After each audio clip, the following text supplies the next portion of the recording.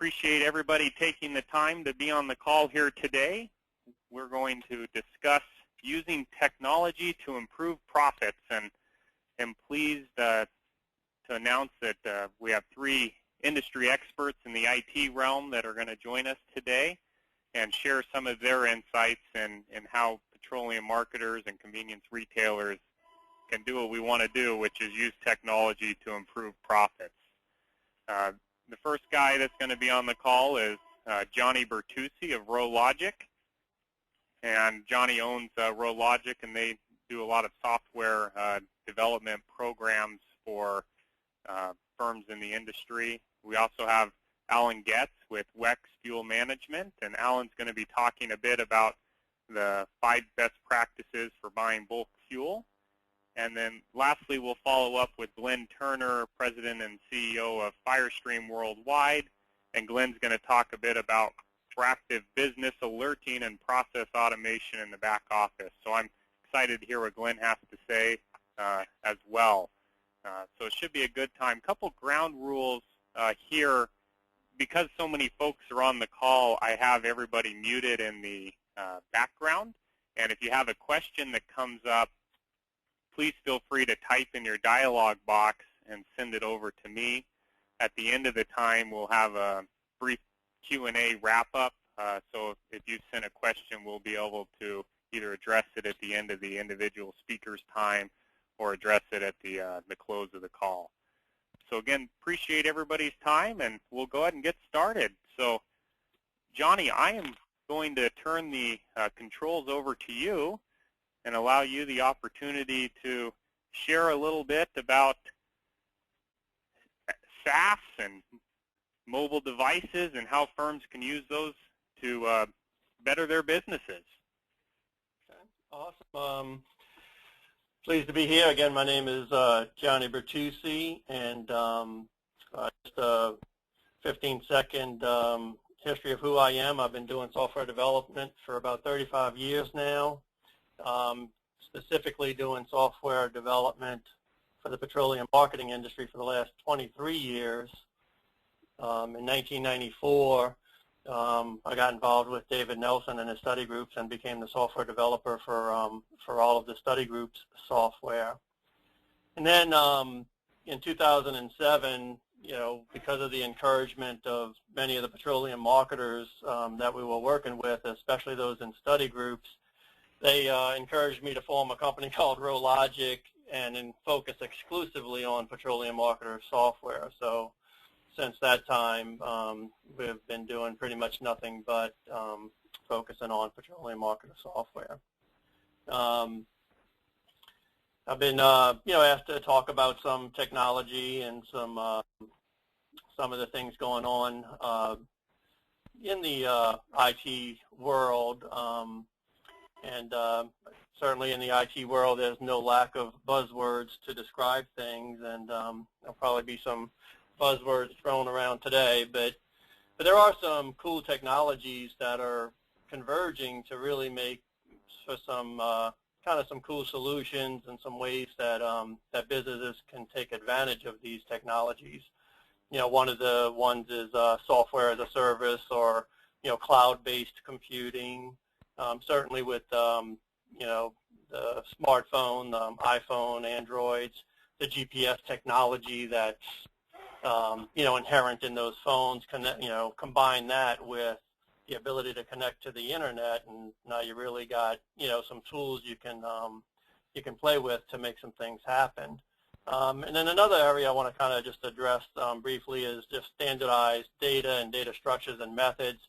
Kind of the ability to move data from system to another system more easily, and it allows you to to really have a sort of the best software to do the job that needs to be done without necessarily duplicating data, and have best in class applications. I'm going to do this. I have a few examples, and basically by using the examples, I'm going to kind of just talk about some of the technologies and have some, I guess pictures paints 1,000 words, so I'll have some screenshots to kind of show some of this stuff. The first example I'm going to talk about is a lubricant dispatching example. And the kind of the technology we're going to be using is mobile devices that have GPS and internet activity. It's going to be cloud-based, and also the ability to integrate some back office data with the application so that data can go back and forth. What this will allow us, for is, with the cloud-based, internet-based application, anybody anywhere can see what's going on. The location doesn't matter. Even the device doesn't matter. You can have a common data view amongst the different divisions in the company. And of course, integrating with the back office, there's no duplication of data. And then if you can complete the cycle, you can actually wind up going paperless, which is a pretty cool thing, especially with disparate offices.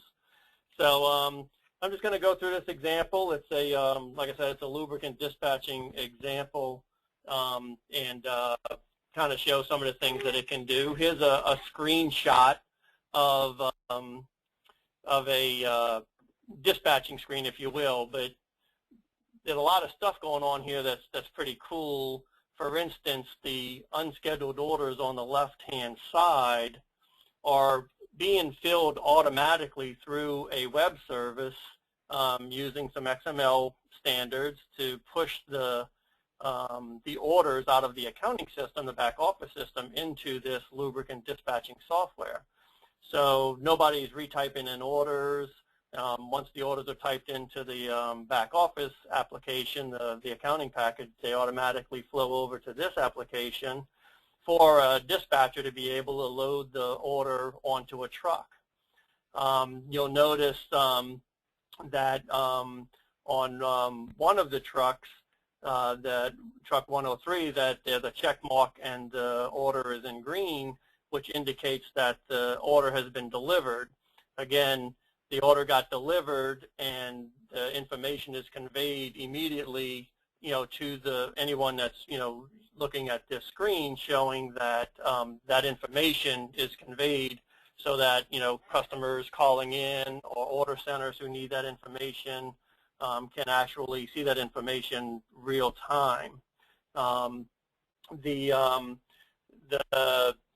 next screen here is would basically be on an iPad or an Android tablet or an iPhone, where just kind of like, I guess, UPS or FedEx, you can get the signature from the customer, and notice at the bottom of the screen there's a current location lat long, so we know when and where and who signed for this delivery.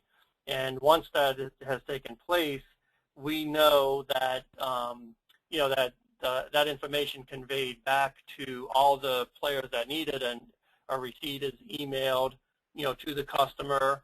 The back office package receives the notification via a web service that the order has been delivered. No paper has to ever, change hands. And now that the order has been sent back to the accounting system, it could actually be invoiced out real time. It could be invoiced out immediately with no, no waiting for, paperwork to arrive back at the office. Just complete the cycle sort of, real time. I mean, everything happens, everybody knows what's happening, and it's all kind of because of the, we have this, device that has a GPS on it and has some internet activity on it, and we can, using some standards, be able to get that information. Then, of course, once you're tracking all this kinds of information, you can do some analysis on it. So this is just an example of a scheduled performance report that, you can figure out, am I being efficient with my deliveries, the quantities, the number of hours being delivered, miles per order, et cetera. And so now you can start evaluating whether or not dispatching is dispatching well, whether or not the delivery drivers are delivering well, and how all of that goes. Now that you're collecting some of this data, the metrics that you can look at and start benchmarking, you can start improving some of the efficiencies that happen with the lubricant dispatching. So I just, in this little particular example, using the XML and services to populate orders and enter into an accounting system, using the mobile GPS to record the location, capturing the signature, all information throughout the process, and the status of the process, if you will, is available anytime, anywhere. So you know exactly, whether the order is scheduled, whether it's on the truck, which truck it's on, whether it's out for delivery, whether it's gotten delivered. All of those pieces of information are available in a sense without somebody having to call somebody and ask them. It's available to all the people who need that access. And the cool thing is, not only all of that, but, we can actually close that order, if you will, and push it back into the accounting system, and the invoice can commence immediately. So you don't have to wait for anything to come back before that delivery can take place. That was just an example of using sort of, mobile device and some XML and web service technology to,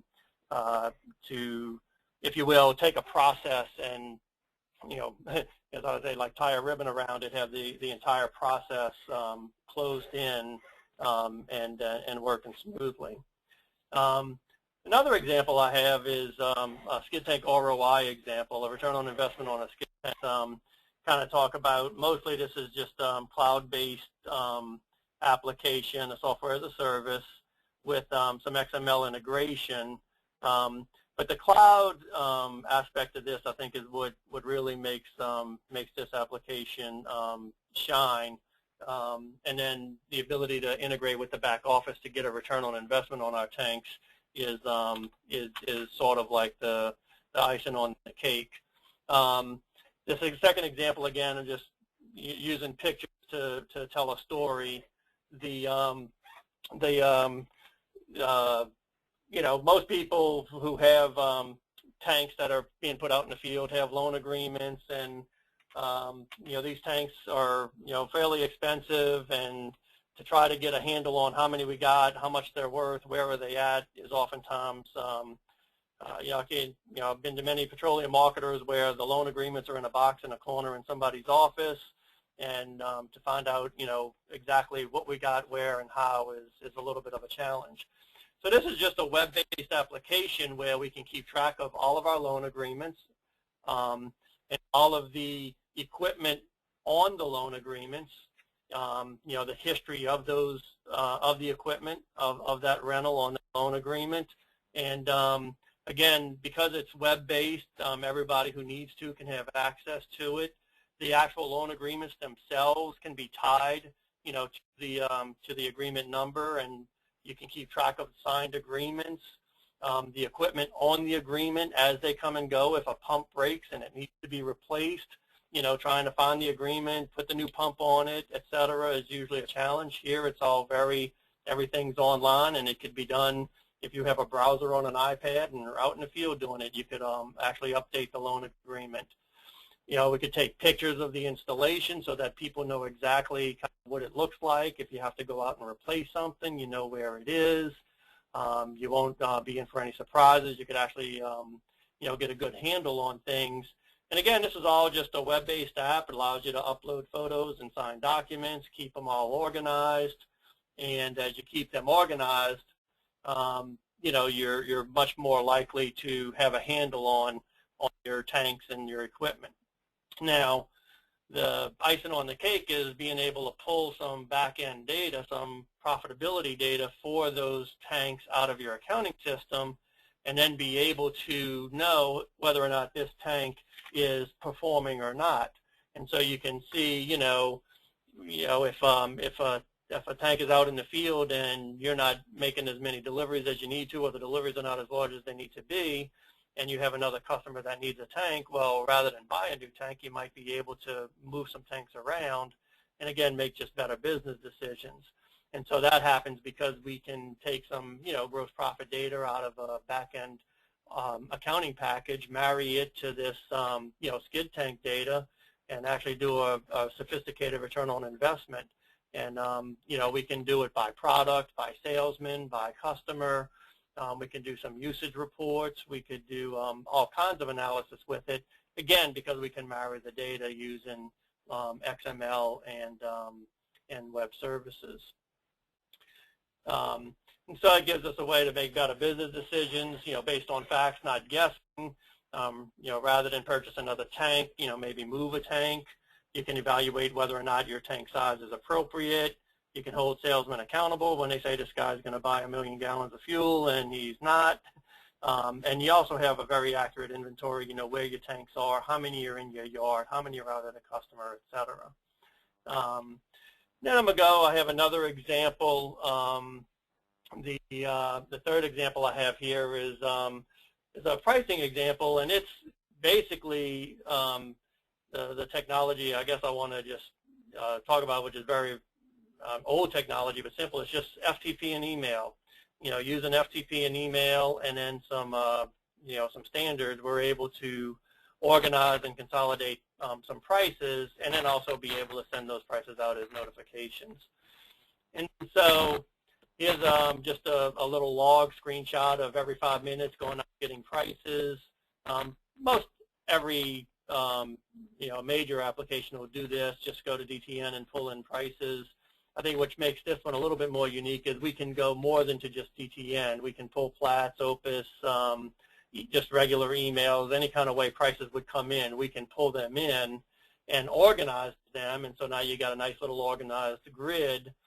Typically people would do this in a spreadsheet or download from FuelBuyer or DTN and throw this in a spreadsheet and organize it that way. This happens all automatically, throughout the day as prices are being sent. They're being, captured and thrown in a grid. Once you have them, we can do different things with them. This is a grid by terminal. We could also organize them, from low to high. Once you have data, then some sense the sky's the limit with how you can organize it. But this organizes it for you.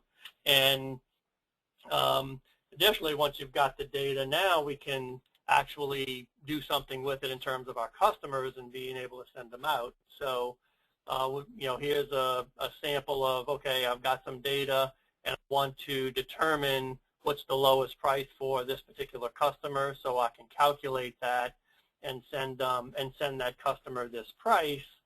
And additionally to that, in-house, I can also figure out, which is the best place to purchase this from, given the distances from the terminal to the customer, put some laid-in cost in there and figure out, that at this particular customer for this particular load, this would be the best place to buy that fuel, or at least the most cost-effective way to buy that fuel. And of course, dispatchers will tell you they have 1,000 other variables that need to be in consideration, and so this by no means handles all of those variables, but it does handle, the distance from the terminal to the customer and be able to calculate not a best buy solution, but close to a best buy. And then you could actually notify automatically the customer of his price. So automatically, again, the price can go out to the customer, letting him know what his prices are. And that, basically, taking disparate inputs, DTN, Platts, Opus, email, manual, spreadsheet, we automatically acquire, automatically organize, and then automatically send these prices out to customers. Again, this is a cloud-based software as a service kind of a thing, so there's no infrastructure, costs or infrastructure concerns at the, at the user level. Again, that makes it, if an owner is on his iPad, wherever he is, he can log in, check prices, check emails that have got sent out, etc. And so I just have, my time's running short. I'm going to do one more quick example. This one, again, is using the cell phone or the tablets as the main device. One thing that we've done is this salesman tracking, again, using the cell phone, GPS and internet access, and actually geocoding the customer locations. We're able to generate a salesman call log and also a pipeline at the same time while a salesman goes throughout his day.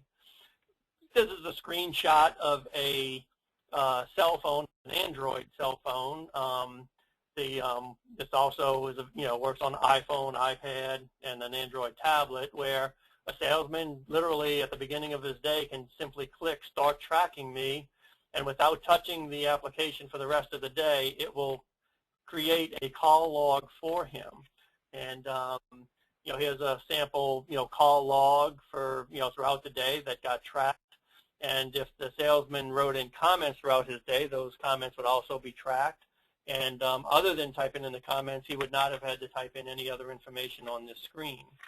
And typically, the ability to capture that data gives us a possibility of creating a pipeline, which most salesmen know and need and love. But typically, as suppliers will come meet with the marketer and want to go over their pipeline. I've seen many marketers pretty much make up the numbers the day before the meeting, as opposed to knowing for sure actually what is in the pipeline. And here's a way of, because it's done real time, every day, at the time, the pipeline is not only available real time, but it's also accurate. It's also what's legitimate and what's in the pipeline.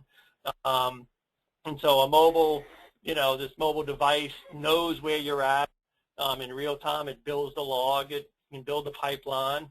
You can hold salesmen accountable.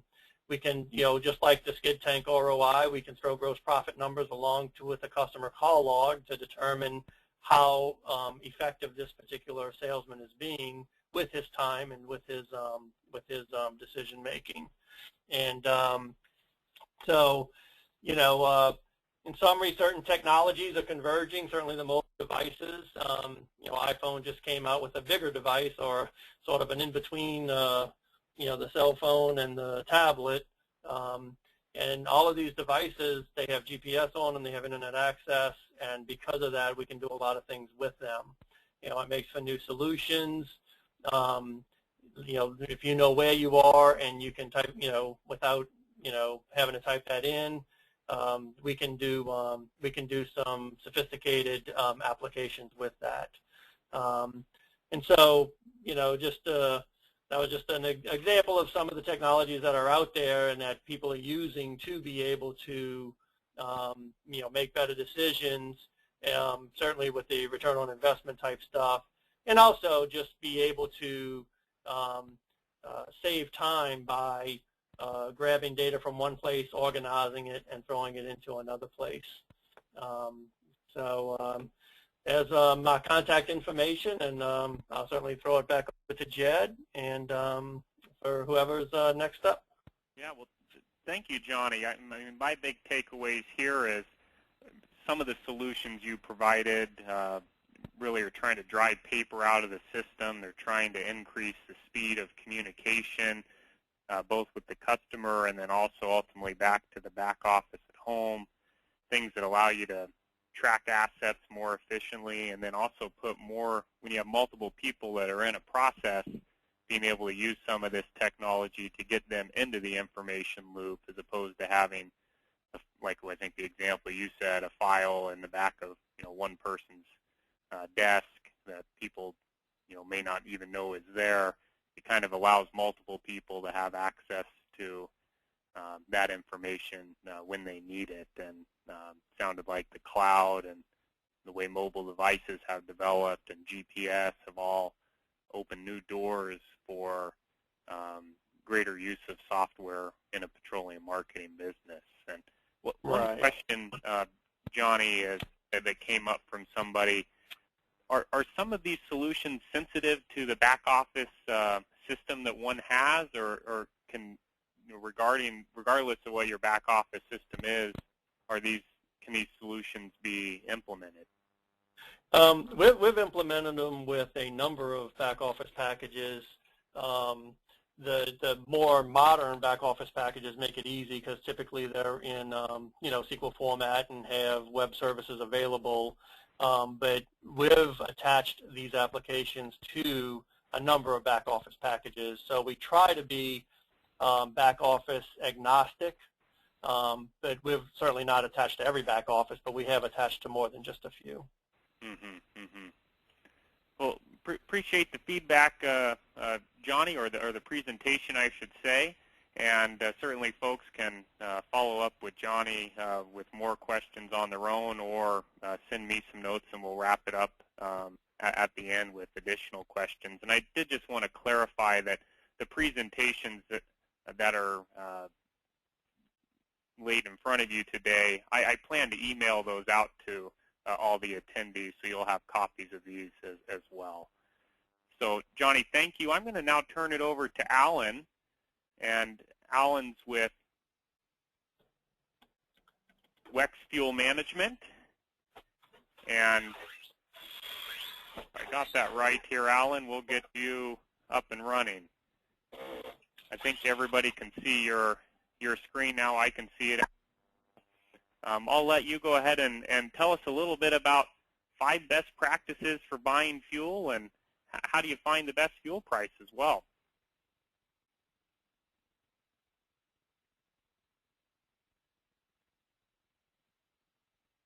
Are you there, Alan?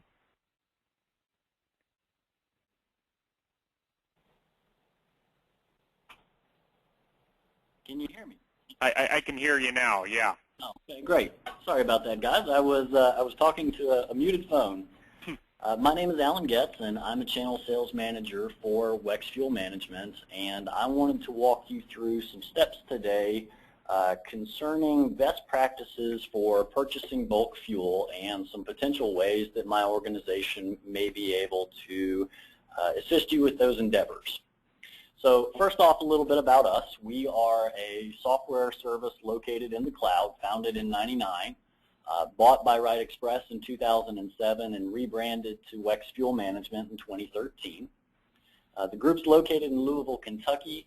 We are the nation's largest fuel supply chain management solution, covering 16,000 locations, and about 22 billion gallons of fuel go through our software each year. We offer 2 solutions for managing bulk fuel, a software that's called Telepoint that is modular, so our customers can choose to implement different pieces of the software based on the way that their business is set up, and also a group that we call Fuel Advisors, which is an independent fuel desk that can be used to outsource fuel purchasing behavior from companies that no longer perceive it to be of value to make those kinds of selections.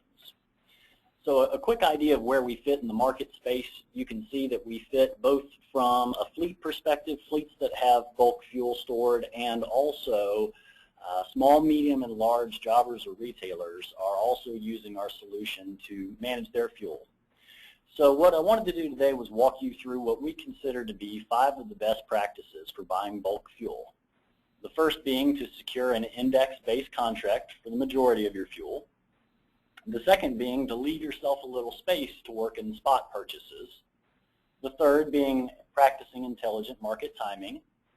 Number 4 is taking a strong look at freight rates and making sure those are clearly defined. And then number 5 is getting yourself in the discipline of regularly auditing your invoices for accuracy. So the number 1 best practice in a little bit more detail is to secure an index-based contract for the majority of your fuel. So an index-based contract is basically exactly what it sounds like. A fuel supplier is going to give you a price for fuel that's not a retail price but a wholesale price that's based on an independent benchmark index. The 3 most popular indices are going to be OPIS, Platts, and Argus. And the way it works is you're generally going to pay a price that is fixed at some rate over the index. You can see we've put together a really simple formula here where you're looking at the index price plus freight, taxes, and a fixed margin are going to end up giving you the price that you pay. And when you're making a selection for what kind of contract you might want to be under, you need to understand the historical pricing for your region, what a typical contract may look like for your market, which suppliers in your area offer which indices, because not all indexes are going to be beneficial for the buyer. So you've got to make sure that you choose wisely. But the number 1 best practice is, again, to secure an index-based contract for the majority of your fuel. which is a nice segue into the number 2 best practice, is to leave some of that purchase capability available for spot purchasing.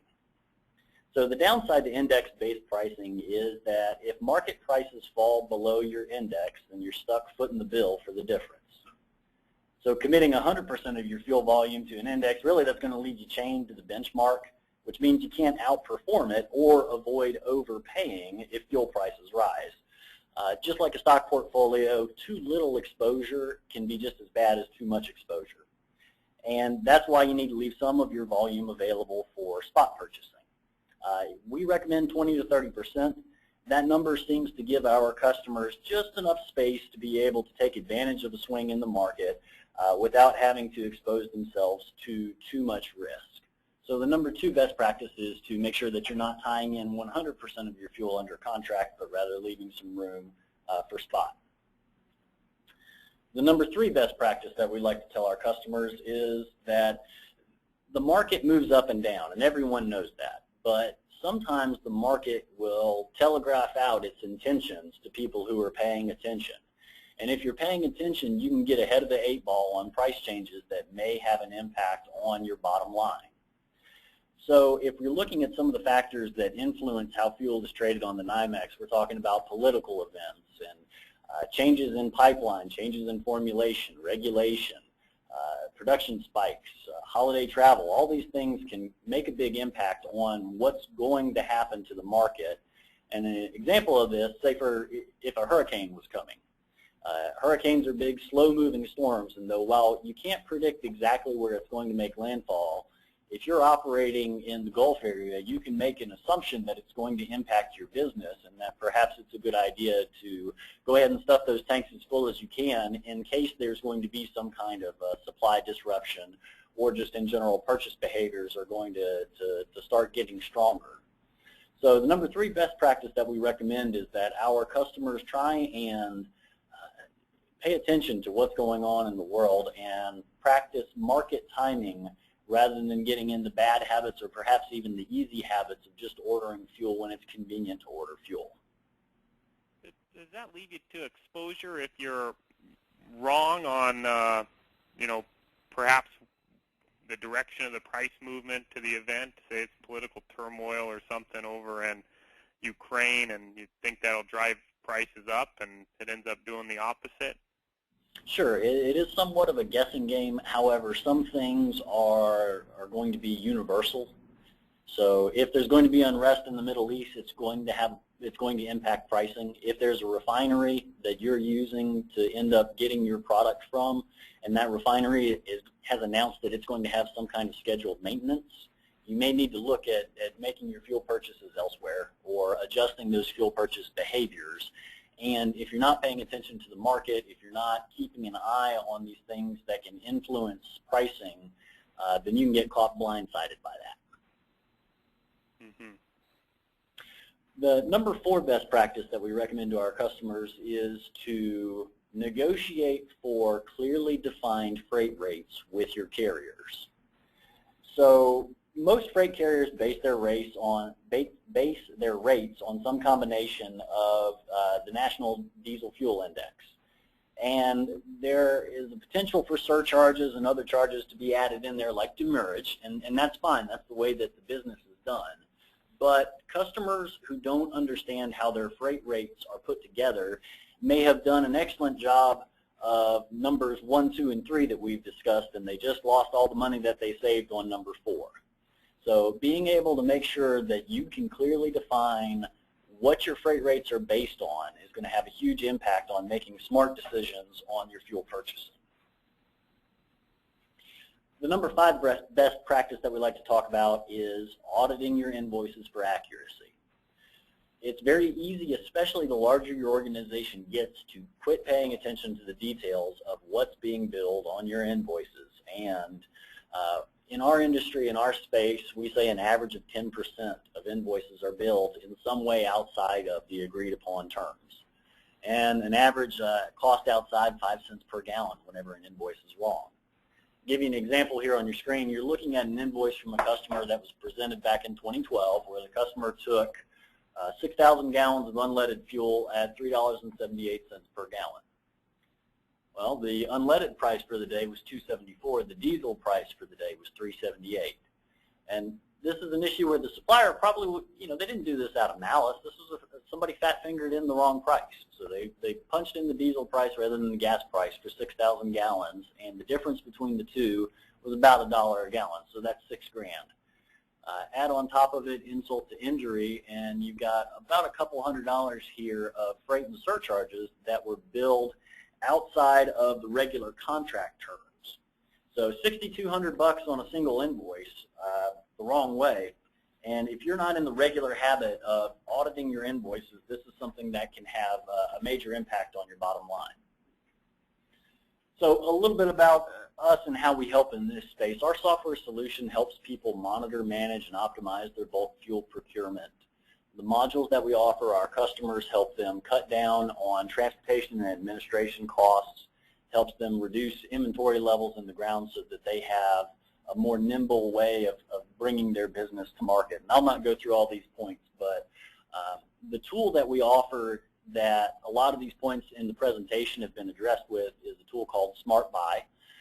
It gets us regularly each year on the Information Week 500 list, and it's a way for us to consume complex purchase behaviors of how a company is buying bulk fuel. We can take all of these purchase behaviors and consume them into formulas that are going to run across price changes, around 250,000 price changes per hour, through an algorithm to be able to rank out suppliers for people who are interested. So this is a buy tool, it's a ranking buy tool, and whenever your dispatchers or your third-party carriers are making these decisions, now they've got it ranked out for them, 1, 2, 3, 4, 5, and that's the idea behind Smart Buy, which could be a solution for some of these 5 best practices if these are things that are challenging your organization. Question for you, Alan. One individual raised, they said branded marketers may not be able to use index pricing. And do you have any suggestions for marketers that may be mostly branded? Yes, sure. So whenever you're talking about somebody who's in that situation, you're right. They're somewhat tied to the way that they buy fuel. Even in that case, a buy tool like what we offer can help them manage allocation at the different racks that they're purchasing from. So they may not be able to make a buy selection, but keeping up with the allocation of their purchase behavior is something that a buy tool like what we offer can help them with. Okay. And then another question is similar to one that was asked for RowLogic, but what fuel industry ERP systems, back office systems, have you successfully been able to attach products to? Yeah, sure. So just about anybody out there, if it's a player in the industry, we've worked with them before. This solution has been around since 1999. With 16,000 locations, you can imagine that we've seen all different types of flavors of ERP systems. So we'd be real happy to get down to that level of detail with somebody who might be interested. Reach out to us, and we will certainly get down to the bottom of what you're doing, how you're using it, and how it is that we could set up our system to complement your back office. Mm-hmm.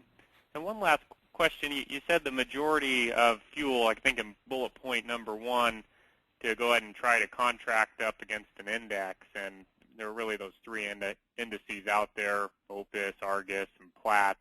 Do you have recommendations on what is the better index, and if so, why, or does it vary across geography that somebody in one area may want to use one and somebody else somewhere else may want to use another? Any insight there? Yeah, it's really going to depend on each individual business and how they are conducting business. Now, as part of the evaluation of our software solution, we can definitely get into the detail with somebody about how it is that they're buying fuel and how they like to see their pricing and what we've done similarly in the region or in that particular location.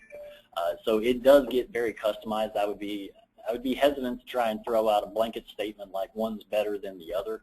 It's really going to depend on how you're conducting business.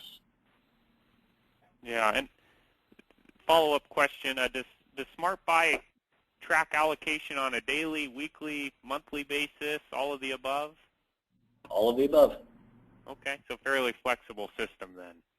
That's correct. Well, great. Well, thank you very much, Alan. And I think what we'll do now is move on to Glenn Turner at Firestream, and Glenn's going to talk a little bit about proactive business alerting. So, Glenn, I'm going to right now make you the presenter, and we'll move controls over to you. I can hear you, Glenn. Good. That sounds good. I can hear you too, and good afternoon, everybody. And we'll look forward to getting this finished on time for you guys since it's a Friday afternoon. I just wanted to add some color to. Glenn?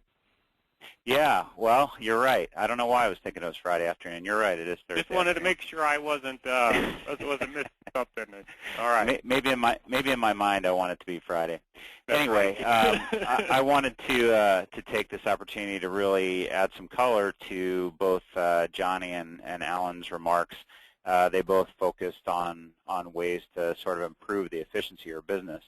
I'm going to make my presentation a little bit more general. Most of you probably know we're focused on providing back office and replenishment and dispatching tools, but I want to give the generalization that there's really a lot to be done with respect for software in automating and using alerting. And I'm going to be very specific here over the next 10, 15 minutes.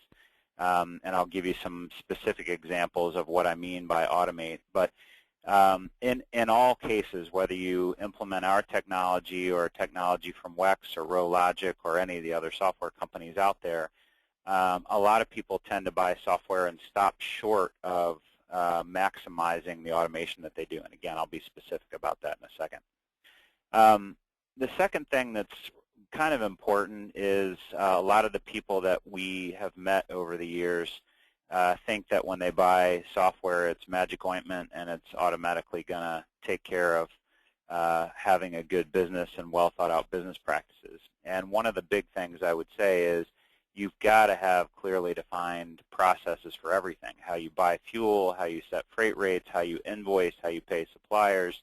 And the other thing you've got to do is use tools to measure those processes and alert you when the results aren't as expected. So, for example, if you expect your team to match up 150 bill ladings a day and have no bill ladings greater than 3 days old, you better be watching the metrics on that on a daily basis, or else it can creep up on you and cause problems.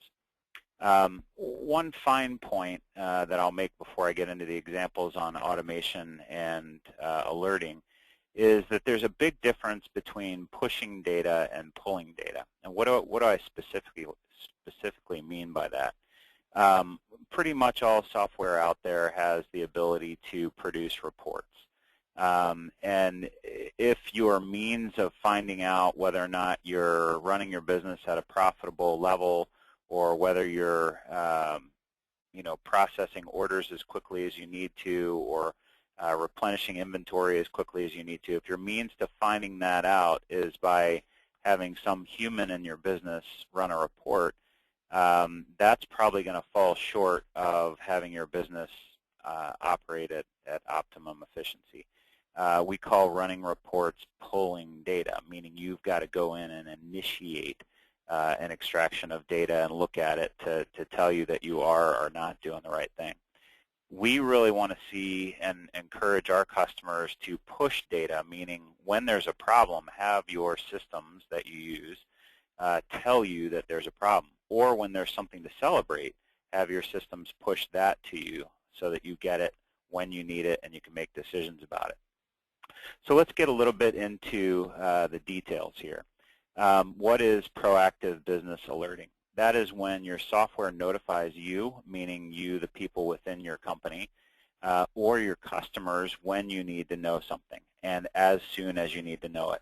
There's no lag in between something popping up in your business that affects you or your customers between that happening and you knowing it. How does proactive business alerting happen? There are a number of different tools out there. The tool that we implement for our customer will either send out an email or send out a text message or an instant message, or all three, so that there's really no way that you can miss the alert. And the last point is that these alerts really need to happen without human intervention. That means nobody in your business has to push a button or run a scan or initiate some process for you to get the alert that you need to have, again, to make a good business decision. A number of the conversations that we've been in about alerting over the last couple of years lead us to saying, hey, let's imagine your oil company looking a lot more like Amazon.com and looking a lot less like an oil company.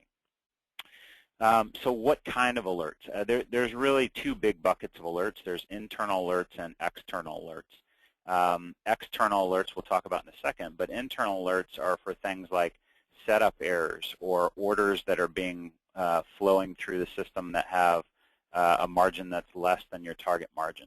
A setup error, let me give you an example of that. For those of you that are deep into the back office processes and end up at the end of the month producing financials, one of the things that a lot of issues track back to in the production of financials is a setup error. And here's an example. I set up a brand new customer with an address in Kentucky, but I set them up with a Tennessee tax profile. And so all of a sudden I've got a month of transactions out there that have run through the wrong tax profile, and it's just a human error that happened. But wouldn't it be great if your system actually sent you an email or a text message and just said, hey, Betty Sue just sent up customer XYZ with a Kentucky address and a Tennessee tax profile. You knew 5 seconds after it got set up that it happened.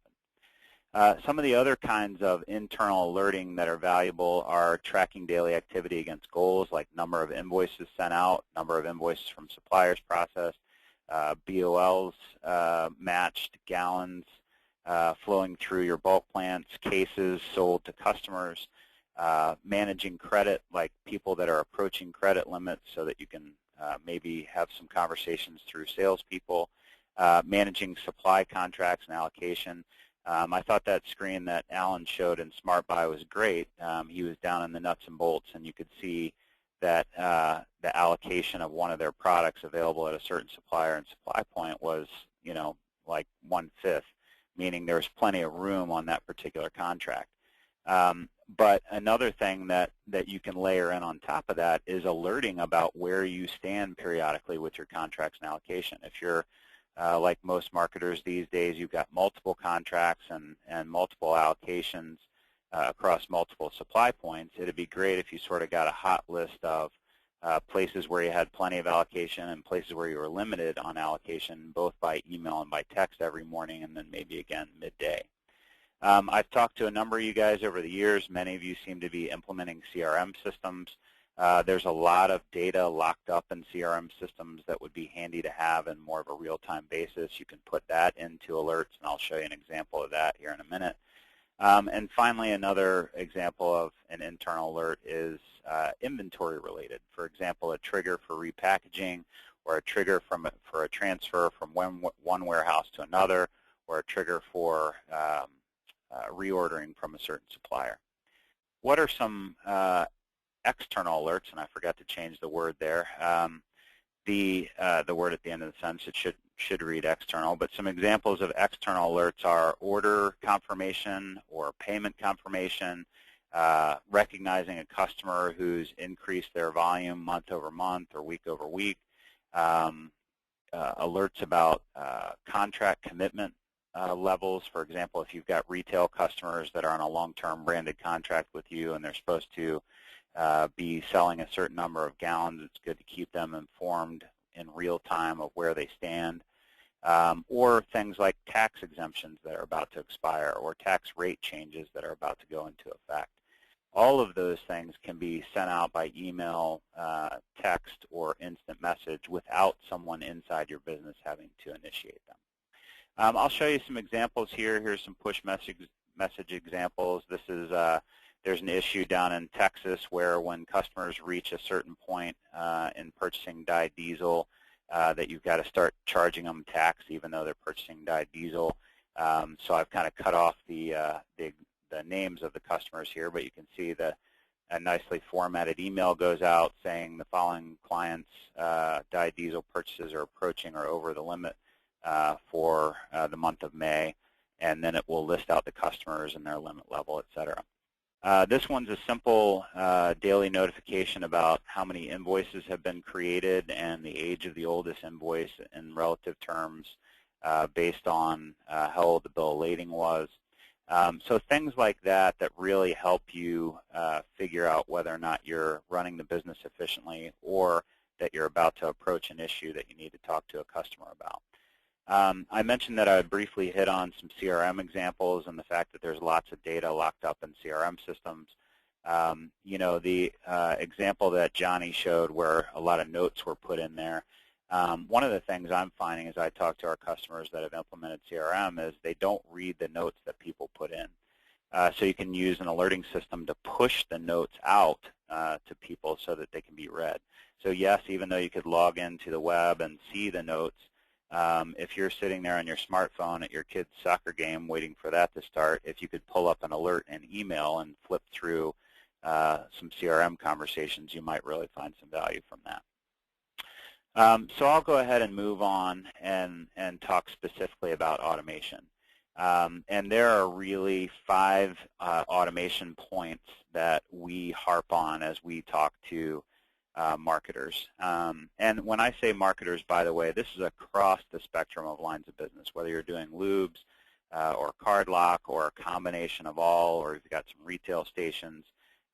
These are predominantly wholesaler automation points, but there's many others that we harp on as well. But I'm going to just tee through these real quick.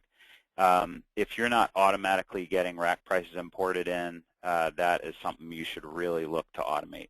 Again, I think Johnny had a neat tool for doing that. We have a neat tool for doing that. I'm sure WEX does as well.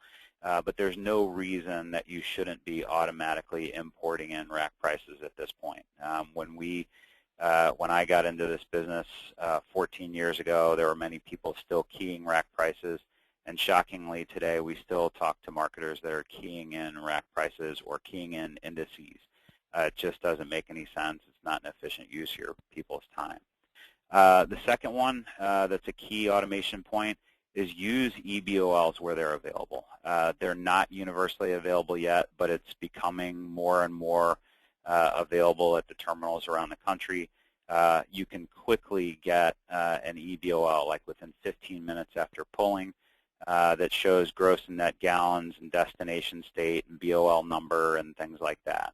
And we don't have time to discuss it in the limited time we have here, but there are also some tricks and tools you can use to automatically match the EBOL that comes into a customer destination.